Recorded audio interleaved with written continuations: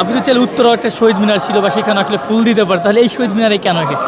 এখানে এসেছি তারেক রহমান এসেছে ওনাকে দেখার জন্য, প্লাস এটা অনেক বড় একটা শহীদ মিনারের জন্য আসে আর কি।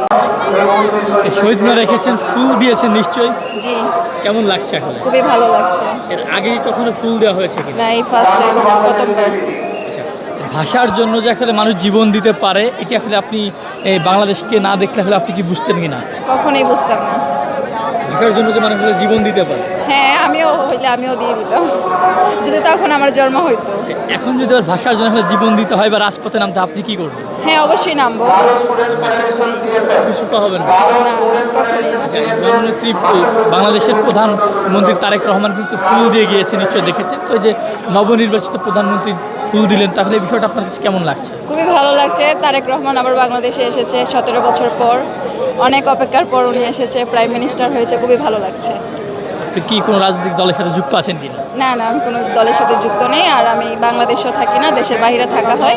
এই প্রথমবার আমার এরকম শহীদ মিনার সামনে ফুল দেওয়া বা প্রথমবার আসা, এটা ফার্স্ট টাইম। কোথা থেকে গেছেন? আমি দুবাই থাকি, দুবাই প্রবাসী। এই প্রথমবার আসছি, খুবই ভালো লাগছে।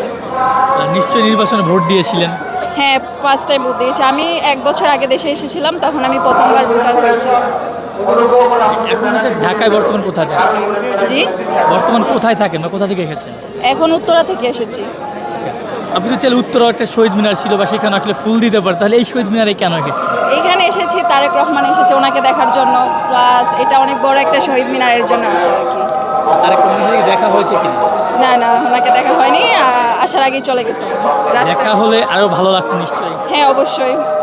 কত নতুন প্রাইম মিনিস্টার এসেছে, ভালো লাগতো। যদি কখনো ওনার সাথে দেখা হয়, তাহলে উনাকে আসলে আপনি কি মেসেজটা দিতে চান? ওনাকে আমি এই মেসেজটা দিতে চাই, আগে যারা দুর্নীতি করেছে আপনি আর দুর্নীতি করেন না, দেশটাকে অনেক ভালোভাবে পরিচালনা করুন।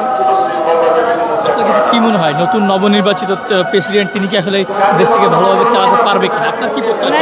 ওনার কাছে তো ওনার যে আম্মি ছিলেন Khaleda Zia, prime minister, x prime minister যিনি ছিলেন, উনি তো অনেক ভালোভাবে, আমার মা বাবার কাছে শুনেছি উনি অনেক ভালোভাবে দেশ চালিয়েছেন। আশা করি তারেক রহমানও পারবেন। নিশ্চয় উনি থাকলে এই বিষয়টা আরো গৌরব এবং আরো ভালো লাগতো কিনা? অবশ্যই ভালো লাগতো।